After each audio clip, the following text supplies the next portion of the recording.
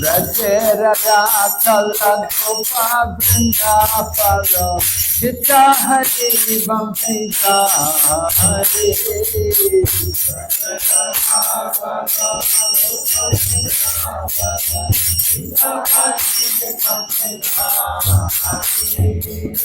Yogendra Bandhana Shinandana Vajjana Baya Hari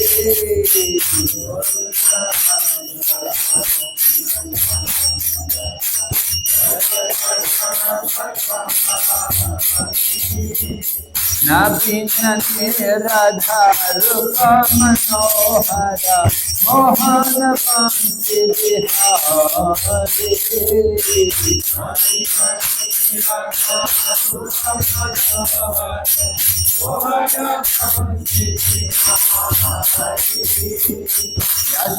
Yashodanandana Samsami Sudana Nikonjara Javinati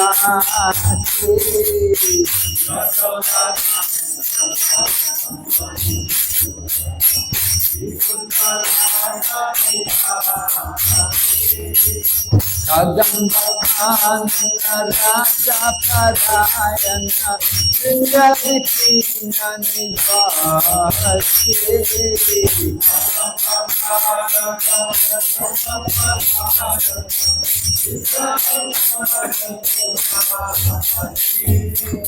Ananda Pardana Premani Chaitanya Tulasharayo Jakarmana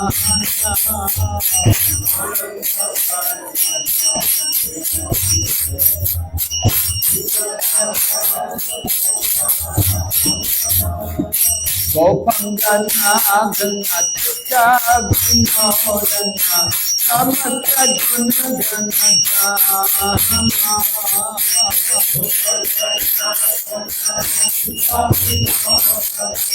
Samata Yamuna Jivana Kiri Harayana Manasat Sandra Takohara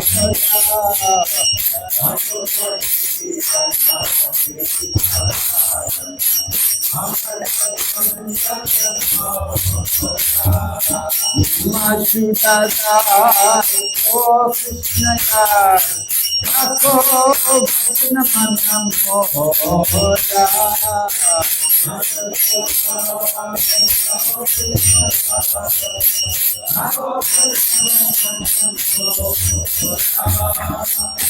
Jaya Radha Madhava Kunja Bihari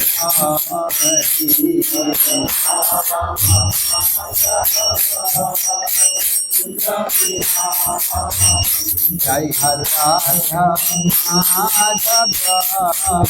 Kunja Bihari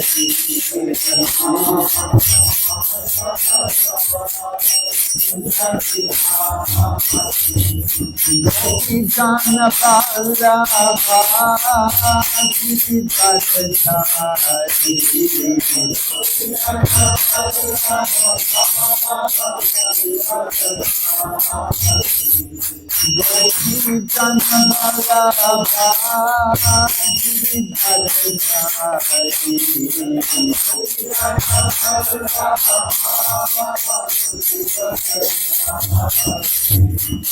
Yashodanandana Prajajanandana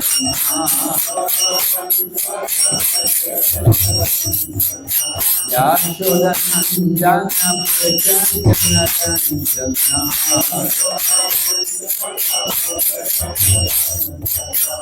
Yamuna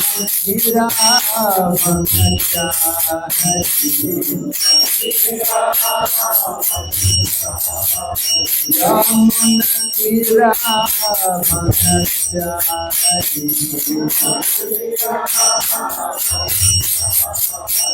Jai Radha Madhava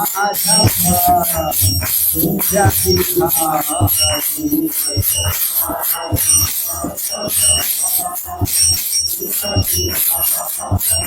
Jai Radha Madhava Kunja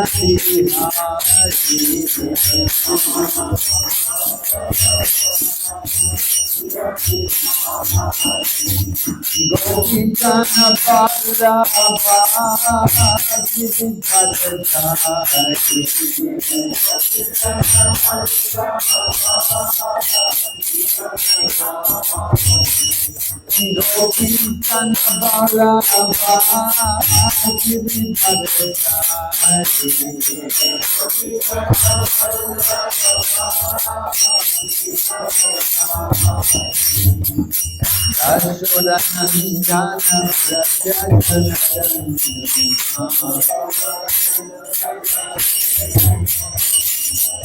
Yashodanandana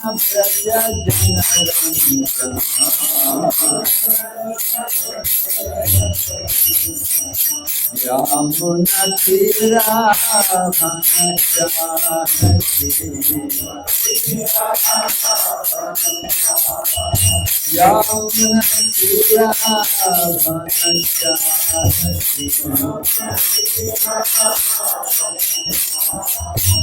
Hare Krishna, Hare Krishna, Krishna Krishna, Hare Hare, Hare Rama, Hare Rama, Rama Rama, Hare Hare. Hare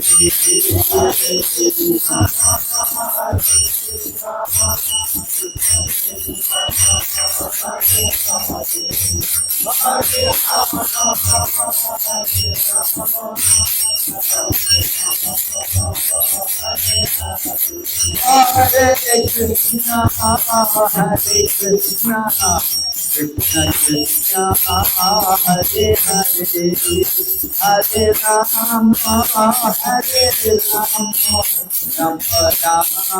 Rama, Hare Hare. Hare Krishna,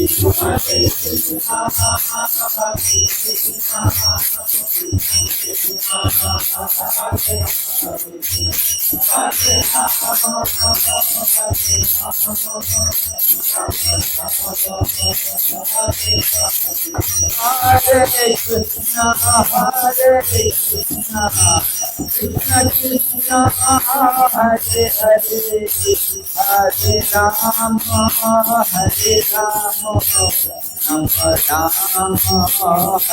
Hare.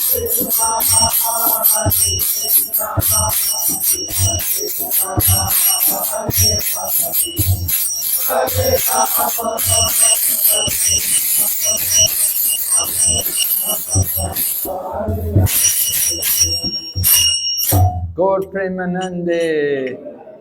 Om Namo Bhagavate Vasudevaya. Om Namo Bhagavate Vasudevaya.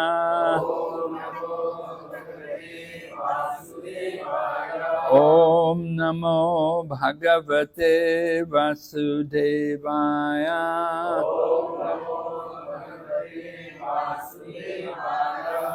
We're reading the Srimad Bhagavatam, Canto 3, chapter number 12, text number 33.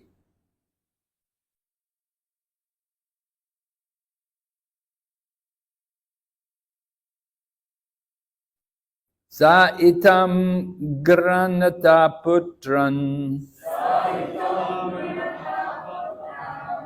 Purodrisva prajapatin Prajapati patistanyam Tatyaja vriditastadha Tam disho jagrihur goram Niharam yad vidastamha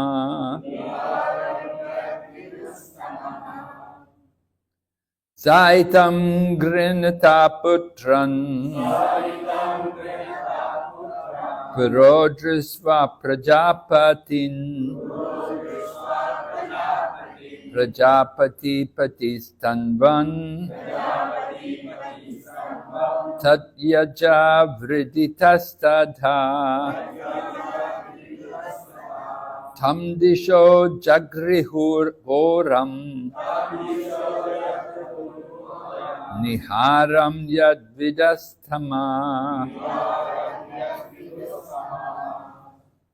Chant. Shahidam Vinata Putran Puro Vishwa Prajapatin Prajapati Patistanvam Satyaja Vidita Sada Ram Disho Jagrahur Goram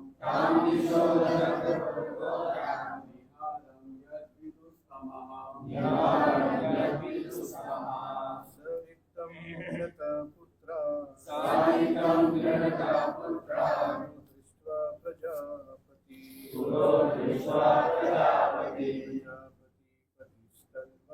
Prajapati Patistanvam Tatyaja Viditastada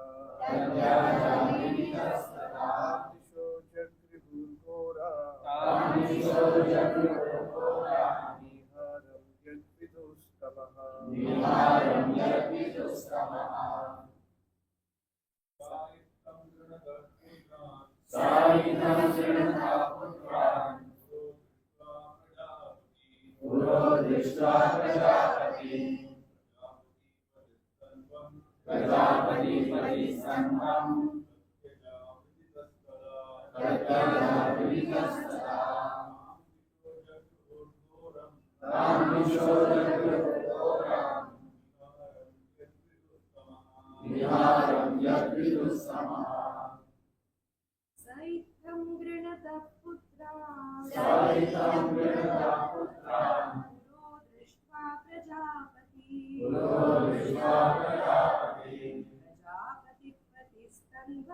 Prajapati Patistanvam Tatyaja Viditastada Tamdisho Jagrihur Goram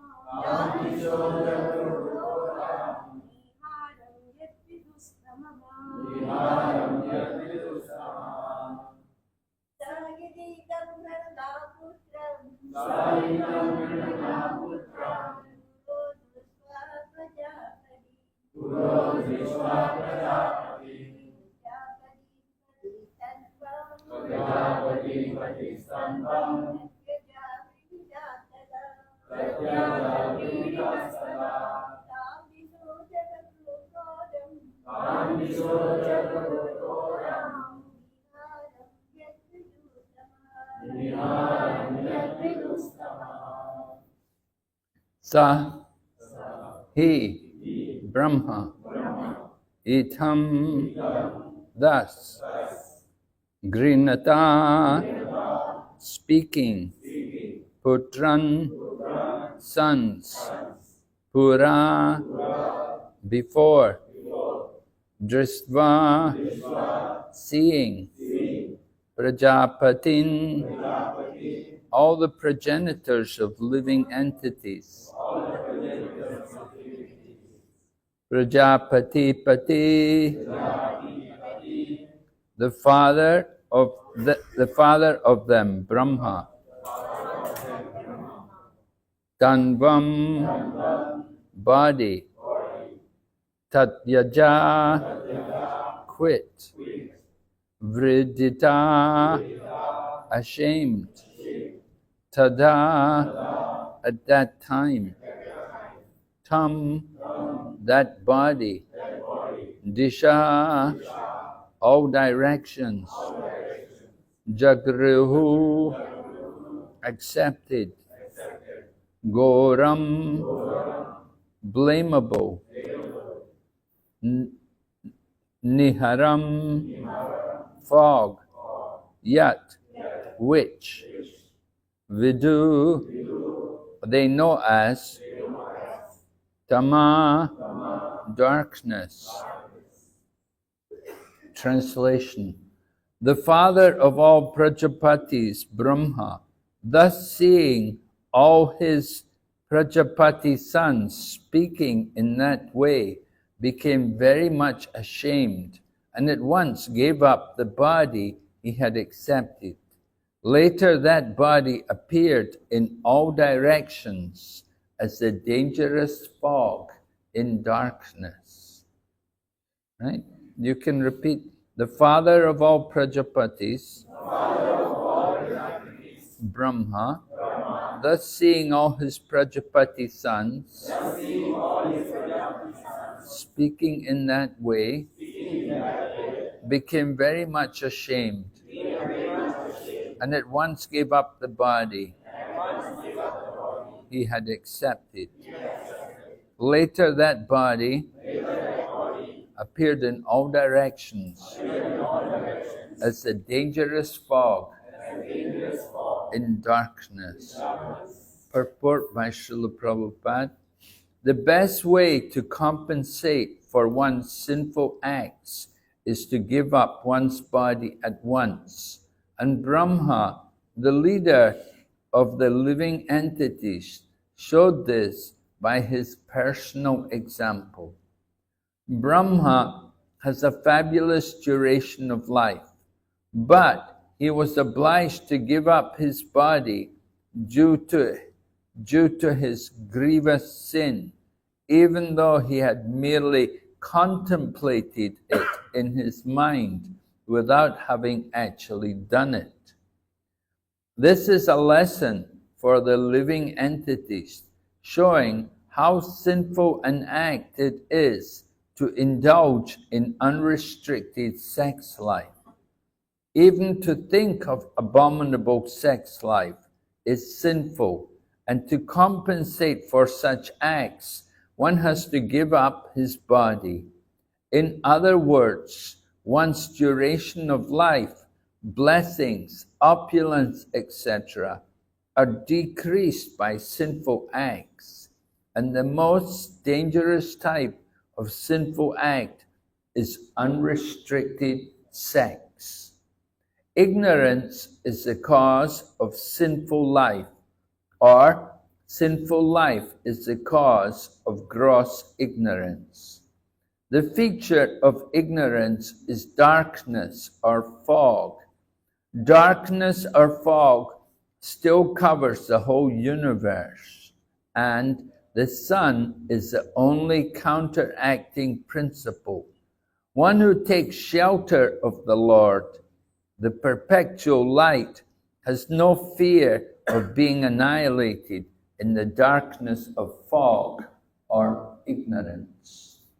Om Jnanatimmirandasya Jnananjana Shalakaya Chaksurunmilitanyena Tasmai Shri Gurave Namaha Shri Chaitanya Manobhistam Stapitam Yena Bhutale Swayam Rupa Katamayam Dadati Swapadantikam Bandeham Shri Guru Shri Yata Padakamalam Shri Gurun Vaishnavamscha Shri Rupam Sakrajatam Sahagana Raghunatham Vitam Tam Sajevam Sadvaitam Savadutam Parijana Sahitam Krishna Chaitanya Devam Shri Radha Krishna Padan Sahagana Lalita Shri Vishaka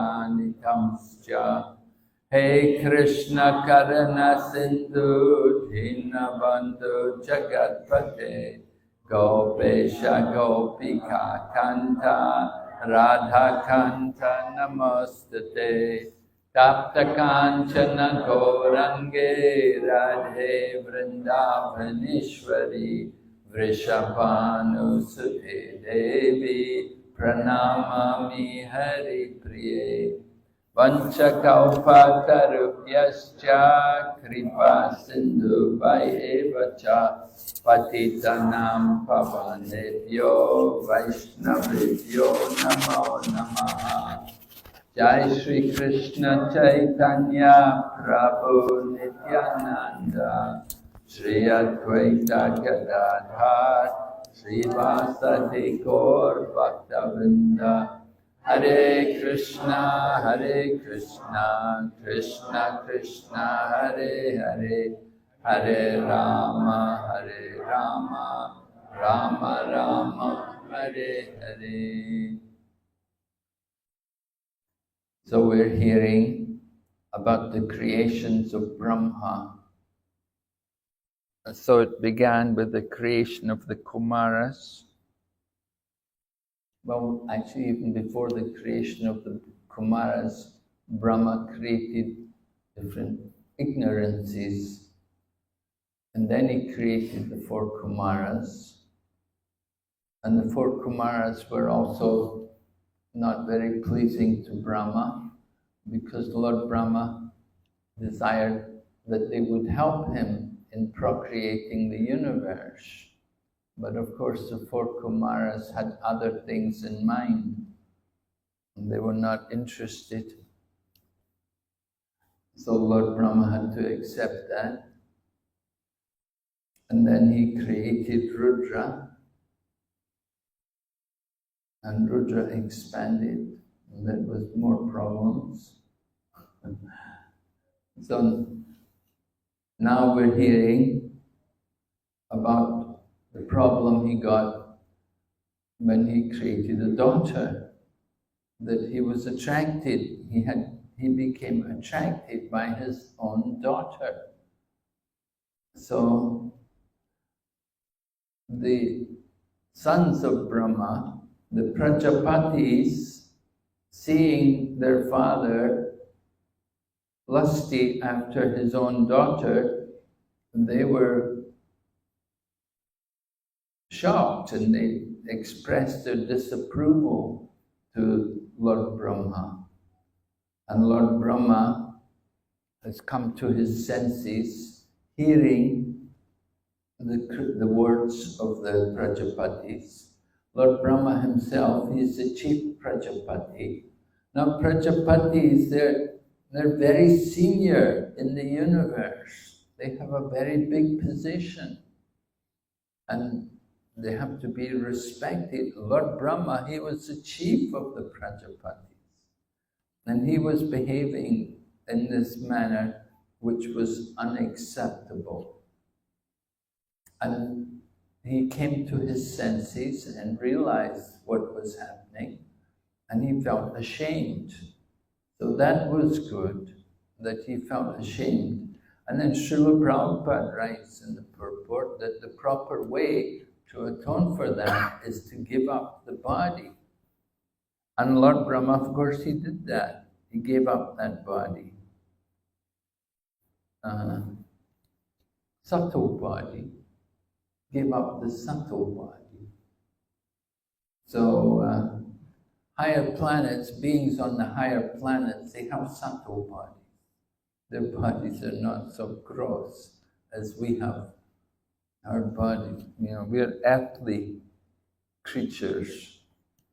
So our bodies, a lot of water and earth.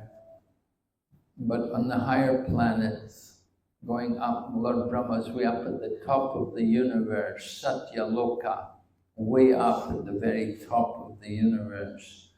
So his body is very subtle. Anyway, he gave up the body, and Srila Prabhupada talks about how sinful it is to engage in illicit sexual activity. And of course, this is one of the regulative principles which we have at the time of being initiated into Krishna consciousness. We take a vow to follow four principles. And these four principles, they're coming from Shastra. It's not just something which is made up, but they're actually stated there in the Shastra, in the Srimad Bhagavatam, that the symbol of religion is the bull, and the bull stands on four legs. Satyam, Socham, Daya, Tapa. Right? The four pillars of Dharma. Dharma is the bull, and he's standing on, meant to stand on four legs. The four legs symbolizing the four pillars. Satyam, Socham, Daya, Tapa. And so, Socham, cleanliness, is destroyed by the illicit connection with the opposite sex. Cleanliness is, we say, cleanliness is next to godliness, right? We give a lot of importance to cleanliness.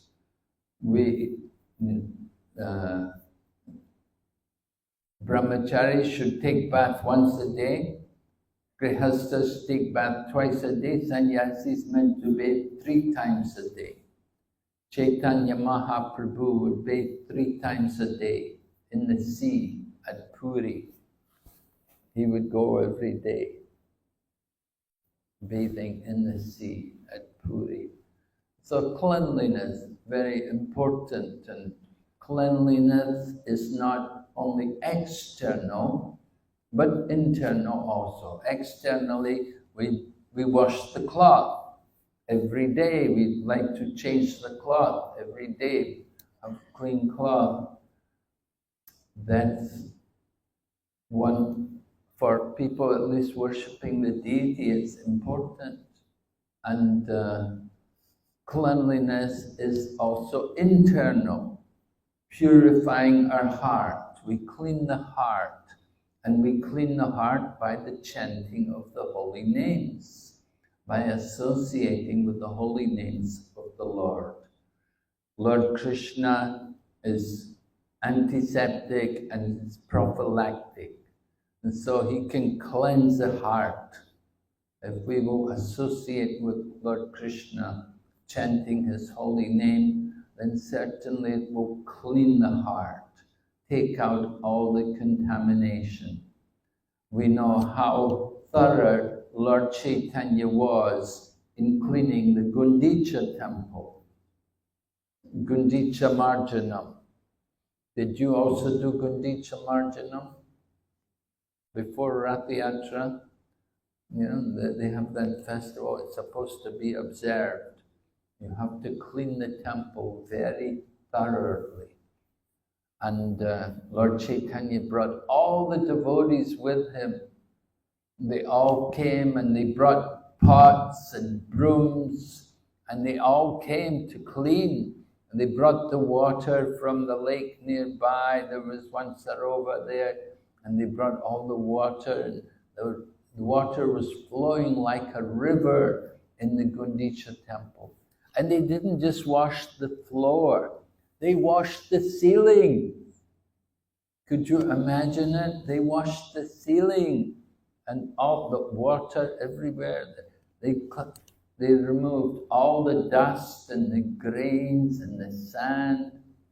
Everything was cleaned very thoroughly. Mahaprabhu even took off his utariya and began to clean with his own cloth. And he would praise everyone who had collected a lot of dust. He would say, "You have done so well." In this way, he would encourage the devotees in the cleaning of the Gundicha temple. And the Gundicha temple symbolizes our own heart. We have to also thoroughly clean the heart to remove all the sinful desires which are there. And as we hear today in this verse, Lord Brahma didn't actually do anything wrong. His sin was subtle, was on the subtle platform. He thought about it, and that was sinful enough for him to give up his own body. So we see how strict Lord Chaitanya was with Junior Haridas. In the Chaitanya Charitamrita, it describes about Junior Haridas, who was an associate of Mahaprabhu, and how Lord Chaitanya rejected him. because he'd gone to some woman begging some rice.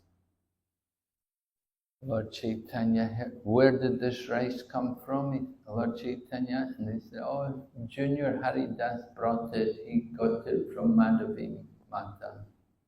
And Lord Chaitanya said, oh. And then later on he told, don't let that Junior Haridas come again. I don't want to see his face. And Lord Chaitanya said he broke the regulative principles of the renounced order of life. And everyone begged Lord Chaitanya to please forgive him, please accept him. But Lord Chaitanya said, no, I cannot. Lord Chaitanya wanted this example to be set in the renounced order of life, that they have to observe very strictly certain principles. And so Lord Chaitanya rejected Junior Haridas. And then later on, because Junior Haridas could not again come in the association of Lord Chaitanya Mahaprabhu, he went to Trivedi, he went to the Sangam, Trivedi, and he gave up his body there.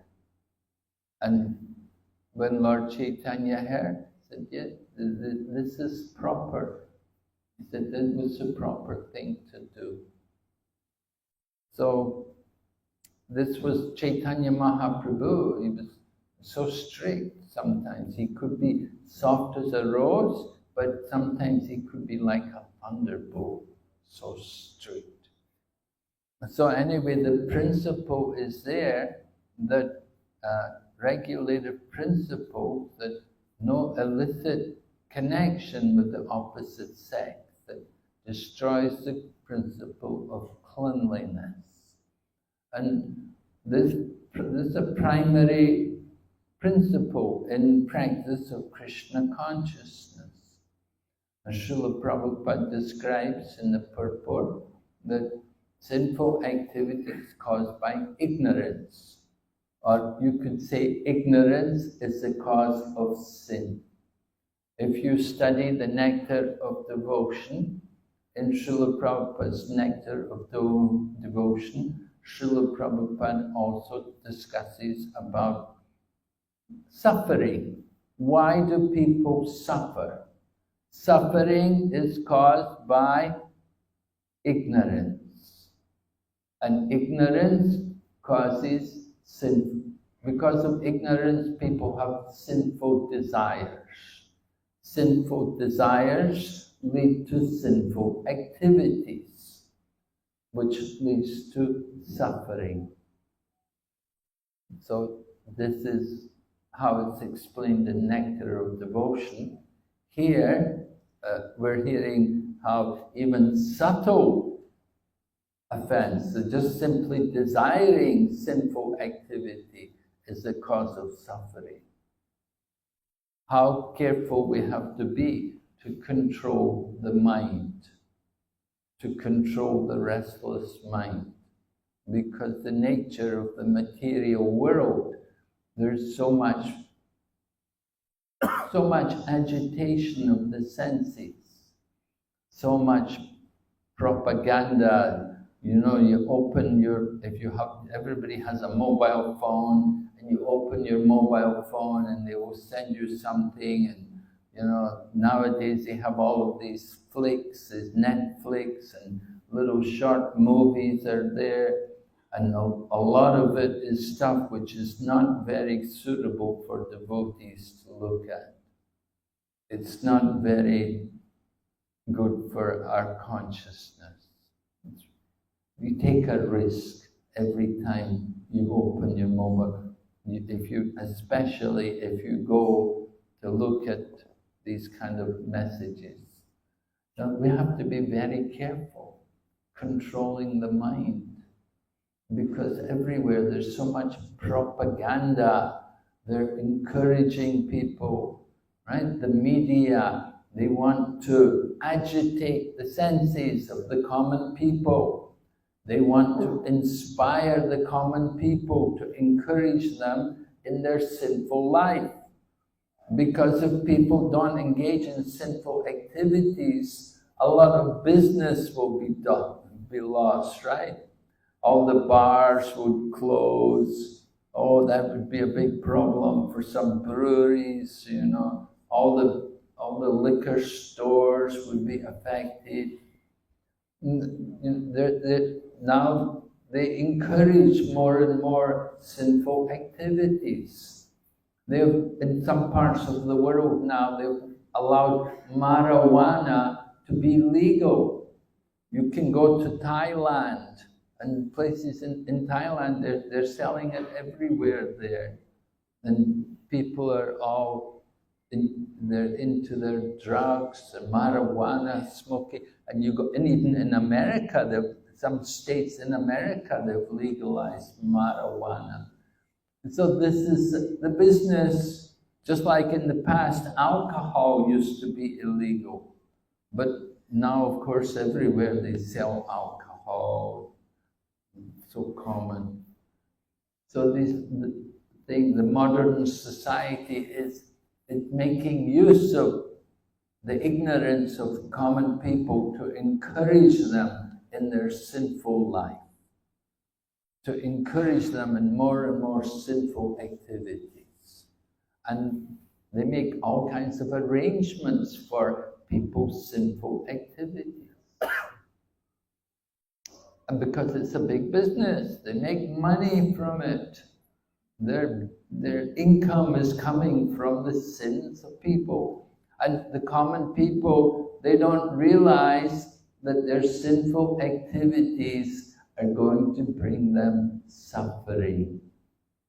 Nobody's thinking, they're thinking they will be happy. And people are thinking they will be happy. I was in Taiwan, and there was this shopping area, and they had they'd put all over the walls, they'd put everywhere, and put, being sober is so boring. And they'd put this many times, bombarded on all the wall, you know, being sober is so boring. In other words, you know, they're saying, you should get drunk. You should drink, and you know, they're telling you you're going to be happy. If you're sober, you will be bored. They make this kind of propaganda that you can't be happy, you're going to be bored unless you drink, unless you take drugs, unless you do sinful activities. People are looking for pleasure, and they're looking in all the sinful ways for pleasure. Now, it's not wrong to want pleasure. It's the nature of the soul to enjoy. The nature of the soul, Anandamaya Bayasat. Our soul is meant, by nature, it is joyful. So we want pleasure, and that's not wrong, it's natural. But there is the higher pleasure, right? Not the pleasure of the hogs and the dogs. So Lord Rishabdev told his 100 sons, very important verse, which Prabhupada often lectured on. Nayam deho deha bhajam niraloke kushtam kamarna hate vidbhujam ye tejodivyam putrakayena sattvam shidayad yasmad brahmashokyam tvanantam. Lord Rishabdev, incarnation of God, and he had 100 sons, glorious sons, right? Oldest was Bharat Maharaj. Then there was the 9 Yogendras. That's a good start, isn't it? You've got sons like that. And then there were 9 other sons became rulers, and all the other sons were brahmanas. So anyway, Lord Rishabdev, before he retired, to enter into the forest to accept Vanaprastha, which was very good example, You see, everywhere you see examples are being set. Lord Brahma although he did something wrong, he set the example. He gave up his body. He showed the example for it. And the same way, Lord Rishabdev, he is retiring from the world. But he's showing the example to his sons that before he goes into the forest, he tells his sons that don't try to enjoy sense gratification, which is there for animals like the hog and the dog, animals which eat stool. There's the pleasure of the stool-eating animals. So that pleasure, that is not for cultured people, civilized people. We don't want to enjoy like the hogs and the dogs. But he said, do austerity, voluntarily undergo some restraint of the senses, control the mind and senses, do some tapasya, austerity, and in this way become purified, and then you can go on and experience real pleasure. So this is the principle of human life. You want to enjoy, you can enjoy, but you have to, don't enjoy like the lower animals. There's a higher pleasure. In Bhagavad Gita, Lord Krishna also speaks about this. Vishaya vinivartante niraharashadehnam rasavajam rasopyasya param dristva navartate. The embodied soul may be restricted from sense enjoyment, but the taste for sense objects remains. But ceasing such pleasure by experiencing a higher taste, one is fixed in consciousness. So we can experience the higher taste. We want to come to that mood, that level, that we are feeling the higher taste. And that higher taste is there by engaging in devotional service, particularly in chanting the holy name. In Kirtan, Lord Chaitanya therefore propagated Harinam Sankirtan, which is very powerful in the age of Kali. Actually, we say in Kali Yuga, there's no other way. There's no other way but the holy name. Harinam, Harinam, Eva Kevalam. It's the holy name. That is where the real nectar is. And from Harinam, we will develop more taste for hearing about Krishna. We will go on to relish the Srimad Bhagavatam, discussing the topics of Lord Krishna with the devotees. So we want to get that higher taste. That is very important. And when we have that higher taste, then there will be no question of these sinful activities.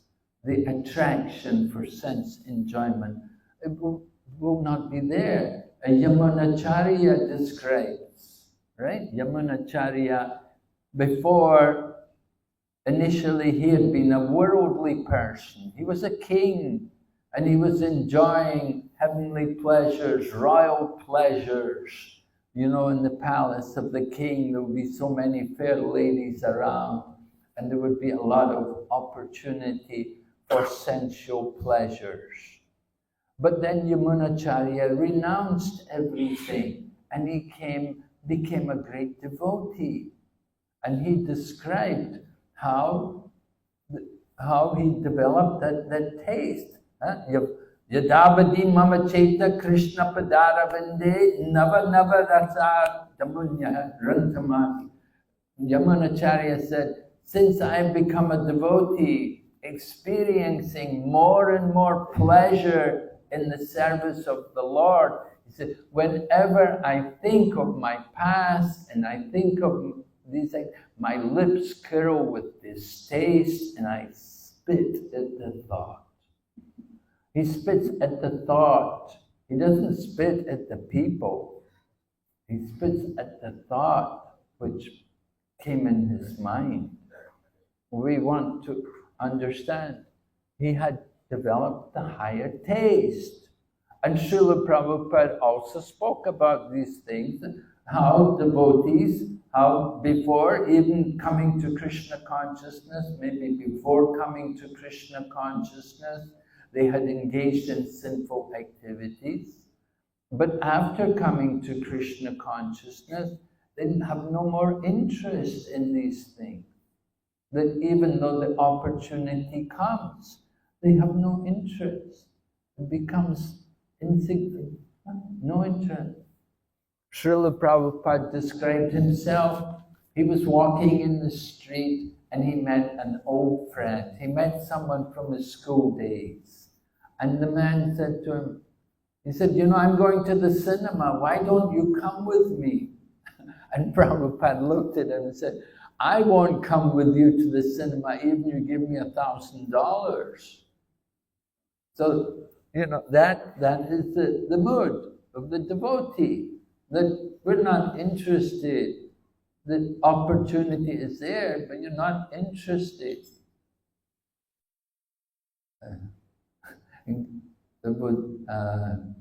B.V. Govinda Maharaj was describing, he was writing in what he was describing, he said he was on a flight and somehow this stewardess in the flight, she was very attracted to him, you know, and she was very attracted to Govinda Maharaj, and she was saying to him, why don't we go somewhere? Why don't we come? You can come with me, you know, I have a place, you can come. You know, and Maharaj was he was just looking at, because he wasn't dressed in devotee clothes, because sometimes you have to wear karmic clothes, some countries we travel into. You have to disguise yourself. So it's always risky, these things. So Govinda Maharaj described how this woman was after him, and you know, and he was just looking at. He said, "Oh, I don't do these things. I don't do these things anymore." You know. And she was like, you know, she was surprised. But these things happen. You know, you have to always be on guard. So we have to always be Krishna conscious. It's dangerous in the material world. These dangers are there everywhere. Wherever you go, the opportunity for sense gratification is there. And we want to be fixed in Krishna consciousness, that we have the higher pleasure. We're tasting something better than what is being offered in the streets to the common people. Right? We have something which we don't want to give up.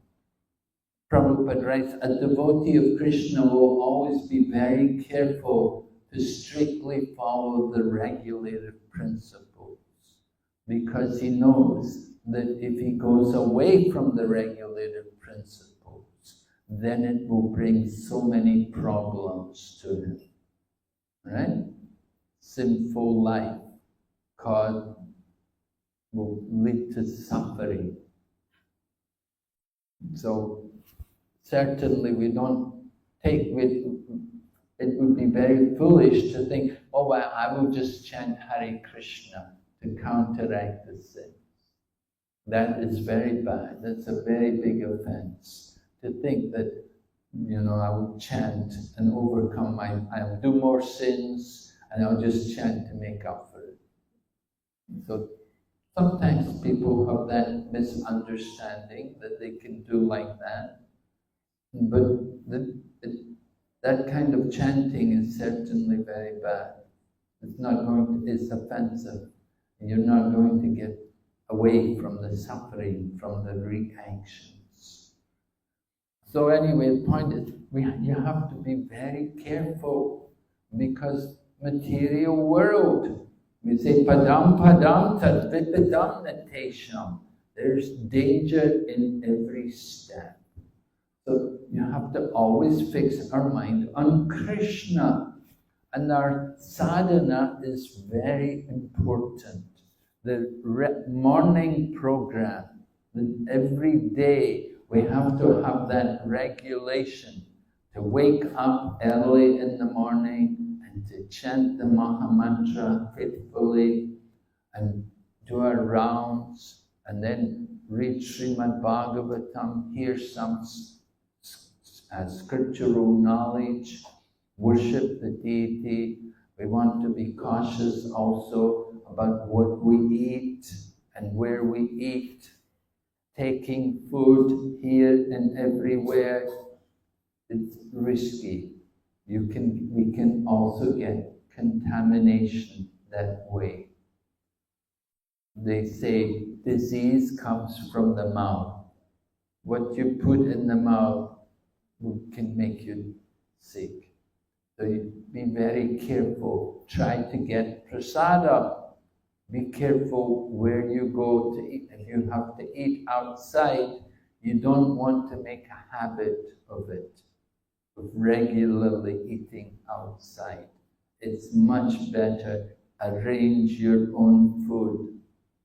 Rupa Raghunath Prabhu was telling me how everyone in his family, and he has 3 children, and they all pack their lunch. None of them eat outside. They cook at home and they take to school or work or college. They take with them and they be very careful because we get affected. You eat food cooked by non-devotees, it affects our consciousness. And when the consciousness becomes covered, just like it's described here about the fog comes, it covers our Krishna consciousness. And we forget Krishna. And when we forget Krishna, then we're in Maya. Either we're with Krishna or we're with Maya. There's nothing in between. And so as soon as Krishna is covered, as soon as the sun is covered, the Maya is there. And Maya becomes attractive. And we think there's some pleasure there. Of course, some pleasure is there, but it's very temporary pleasure. And it leads to suffering. So devotees want to be very careful to avoid these things, to avoid sinful activities. Right? That's a hallmark of a devotee, that he will be very careful to avoid all kinds of sinful activities. So Lord Chaitanya was even concerned about taking money from materialistic people. Lord Chaitanya was so strict.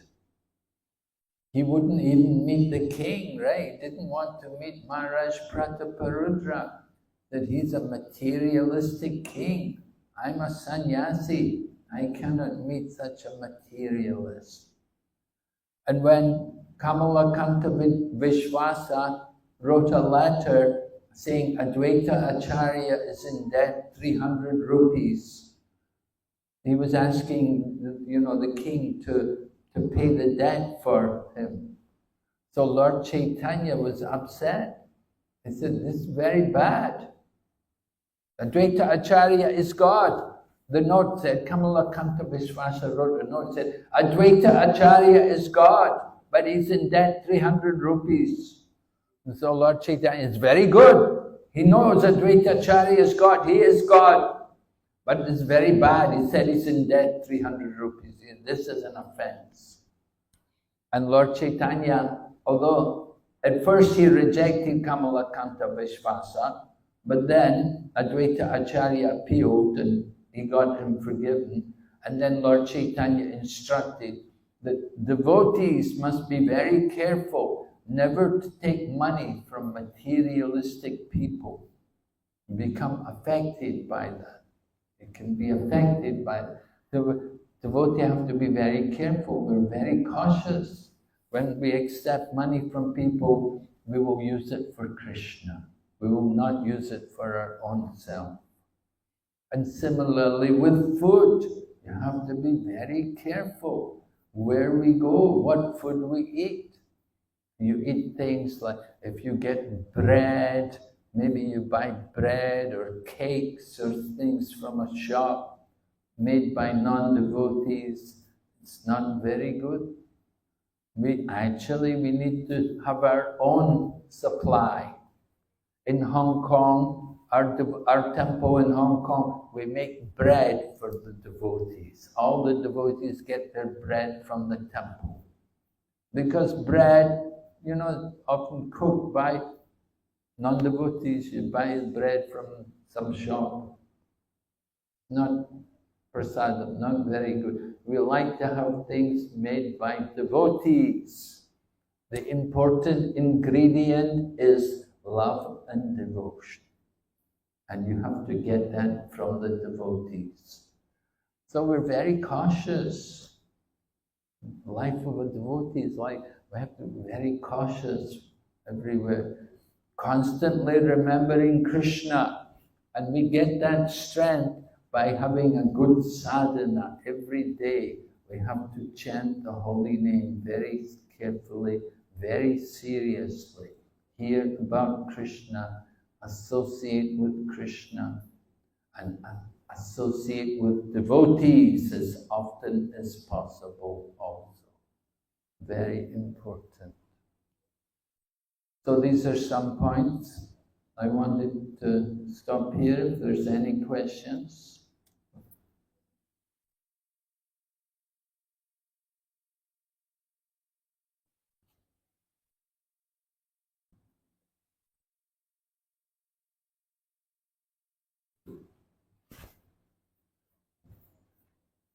Maharaj, this verse is very confusing. It says Brahma himself is laying out his life, and we are told that every day we do Tulsi Puja. He says we do Tulsi Puja, we circumvent Tulsi, and he says all our sins are washed away. So it's really confusing that to give up right for such petty things as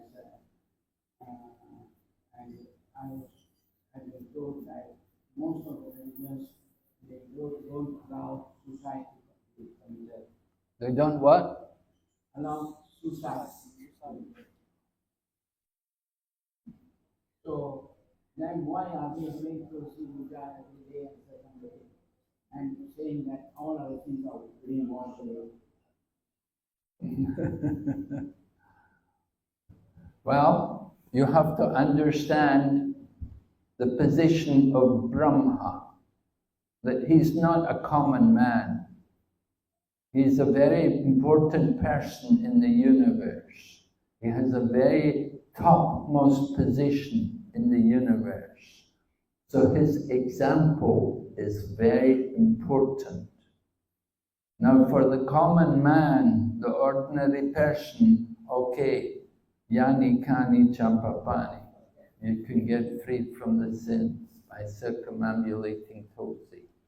But if you're Lord Brahma, if you're like that, you're in a very big position, very responsible position, then it's not acceptable. You see, what is there for the common man, it's not there for the leaders of the society. The leaders of society have to be exemplary. They have to set the standard for others. And if they don't set the right standard, then everybody will go, everybody will be killing brahmanas. You know what you're saying? You know, oh, we could just circumambulate Tulsi. All the brahmanas will be slaughtered very quick. And they say, it's okay, we'll circumambulate Tulsi. No problem. There'll be no brahmanas left. No, we have to understand, Lord Brahma is a Prajapati, he's the head of the Prajapati. He's the topmost man in the self-born, Swayambhu Brahma, born directly from the Lord. And he has to show example. Example, very important. Yad yad acharati shrishta, tad tad evetarojana. Sayat pramanam kurute lokas tad anuvartati. Whatever standards are set by the leaders, then the common men will follow. Right? So that example is very, very important. Lord Brahma is showing the example for everyone. It's an important lesson. Just as Chaitanya Mahaprabhu used Junior Haridas to show example to others, so also Lord Brahma showed the example at the very beginning, in the beginning of the creation. Because this tendency is always there. And we have to be so careful. You understand the importance? If you are the leader, the big position, you have to show the right example. The standard must be there. You cannot just say, oh, it's okay. Circumambulate Tulsi. That can be there in the beginning. The common man, the new devotee coming. All right? But it doesn't go on. Not every day. Not every day you can do sins and just come and circumambulate. Then you're committing sin on the strength of chanting. That's an offense.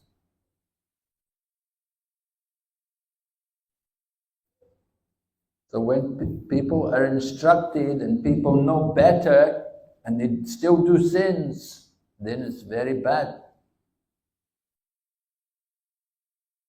They have to show the example.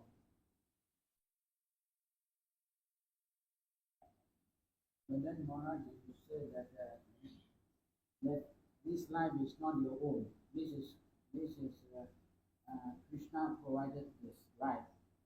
So have we got right to take our own life? Have you got the right to take your own life? Well, you have to consider everything. Time, the place, circumstances. Right? Lord Chaitanya took, and he used Junior Haridas to set an example. Srila Prabhupada did not enforce like that on his sannyasis. There were examples that Srila Prabhupada had initiated people as sannyasis and they were not able to keep up the vows. So Srila Prabhupada didn't tell them, oh, you have to give up your life. But he told them, accept a position where you're comfortable. He said, come back and, be a householder and live in family life and be comfortable as a devotee. Be in a position where you can properly follow. But if you're taking on a position of renunciation but not following, then it's not good. It's a bad example. So you have to give up that position and come down, take a lower position. Which is difficult, of course. It's not easy for people to do. There was one case, one devotee, and there was a person called Vishnu Jana Swami. So Vishnu Jana Swami, he was a very nice sannyasi, and he was leading the Radha Damodar party, and somehow something happened. We don't know exactly what happened, but he'd come to Mayapur and he asked Prabhupada about what you're supposed to do if you don't keep the vows of sannyasi, and Prabhupada says something like, oh, Junior Haridas, he gave up his body. And so Vishnujan disappeared. And then we never heard what happened. We never saw him again, ever. And people say he went to Trivedi and he drowned in Trivedi. He gave up his body in Trivedi. But Prabhupada never asked anybody to do that. He never, rather he would tell them, come back, stay in Krishna consciousness, and come back and just live, you know, as an ordinary devotee, instead of as a sannyasi, just live as a grihastha or something. So some sannyasis, people were sannyasis, they gave up sannyas and they came back. But Prabhupada encouraged them to stay in Krishna consciousness, not to give up Krishna consciousness. So he didn't tell them, give up your life. But he said, come back and just be a normal devotee, stay in Krishna consciousness. So that, of course, difficult. They say for one who has been honored, dishonor is worse than death. So you could say it's worse than suicide, to be dishonored because you give up your position as a renounced and you come back in another position. So it's worse than death.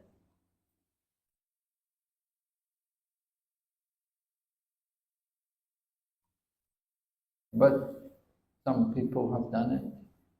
Prabhupada liked them to stay in Krishna consciousness. Don't go away. Stay.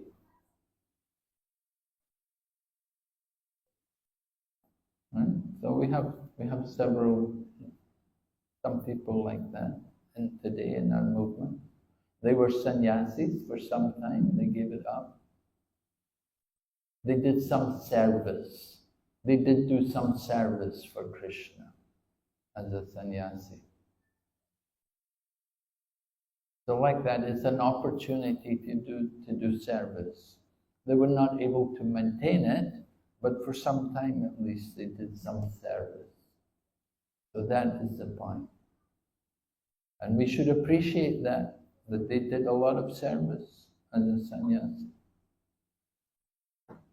They took a risk. It's a risk. But they did it for Prabhupada. They did some service for Prabhupada's mission. Prabhupada needed these men, although they were young and inexperienced, but Prabhupada was engaging them in Krishna's service. So it was important. Understand? Yes, Manaji? Very grateful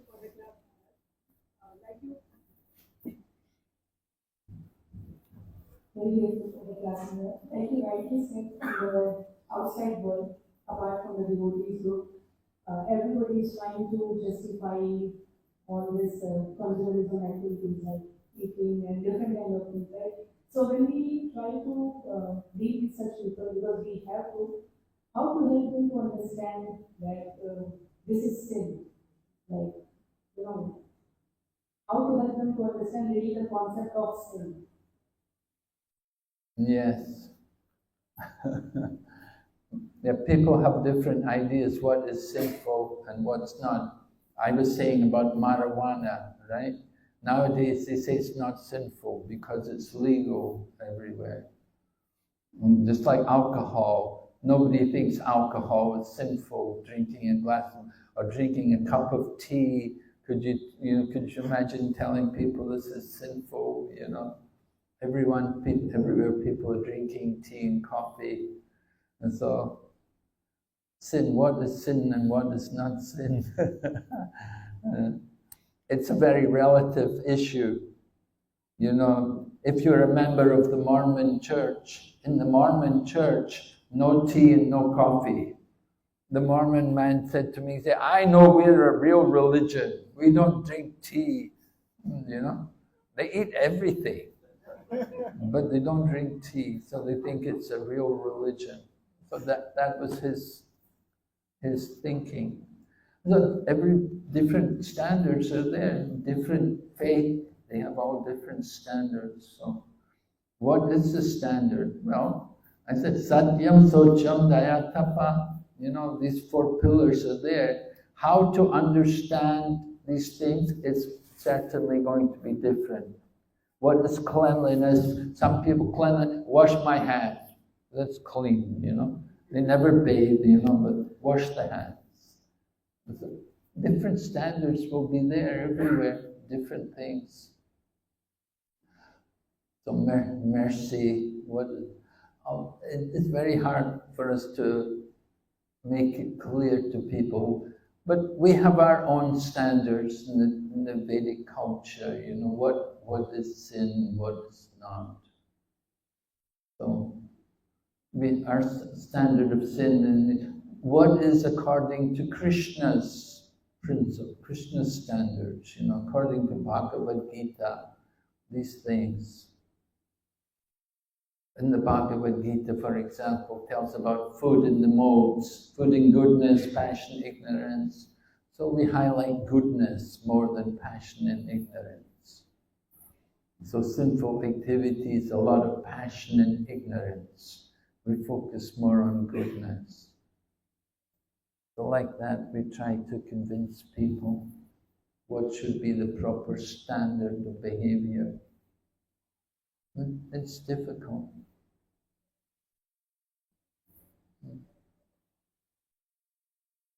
Okay.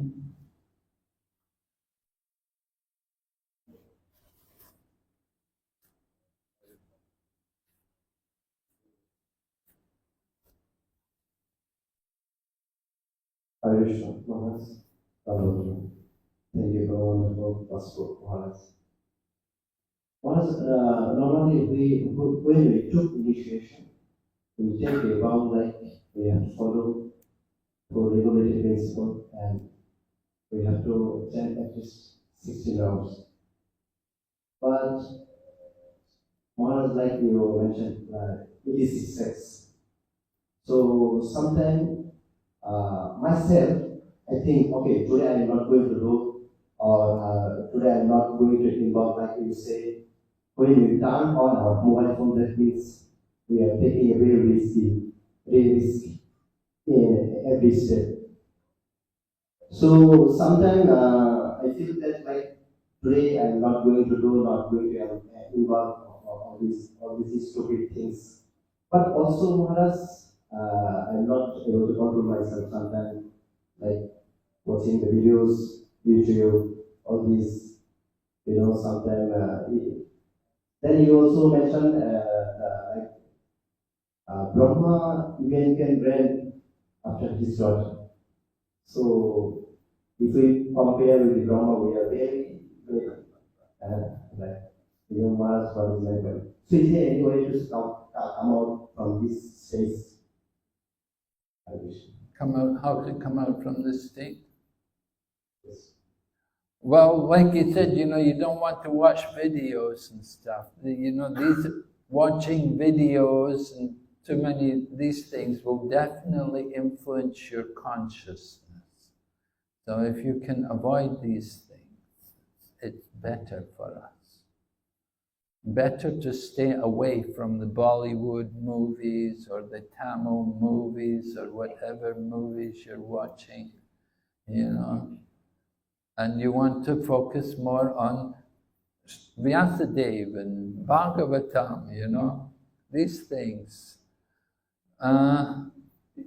We have to control the mind. It's training the mind. So yes, how to come... In the beginning, it's difficult. You can do it difficult because you have the habit. You've developed the bad habits. That's the problem. You've got the bad habits. and you want to try to give up the bad. You become addicted to these things. We become addicted to mobile phones, and it starts playing video games, and then it gets to the movies, and there's so many things to deviate us from Krishna consciousness. It's a struggle. But if you've had a good start, if you've been brought up in the beginning, to understand the danger, then it's a lot easier.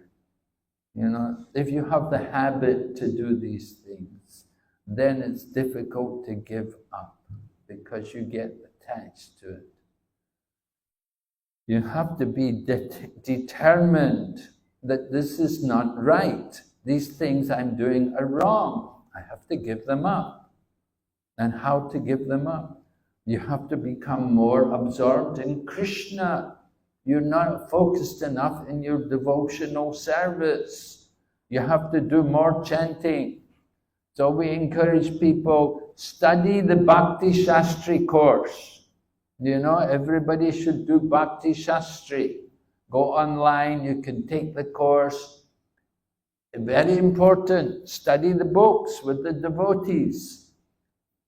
Then after Bhakti Shastri, you can do Bhakti V.V. I'm teaching Bhakti V.V. this morning. I have to leave because at 9:30 I have a class to people. I'm teaching a group of people studying Bhakti V.V. So you study, it takes your time. It's a lot of work. That's what you need. You need to keep yourself busy so you have no time for Maya, right? No time for all the nonsense. When you're busy memorizing slokas, writing essays, attending different classes, and all of these things, keep yourself always busy in Krishna consciousness, you'll be safe. If Keshava Maharaj was saying, I have no time for all these things. I'm so busy. It's so busy. Is it traveling everywhere, preaching, giving lectures? And he said, okay, yeah, some pleasure there, but I don't have time. I'm so busy for Krishna's service. So that's what you want. Keep yourself busy in Krishna consciousness. Okay, I have to stop. Hare Krishna. Srila Prabhupada ki.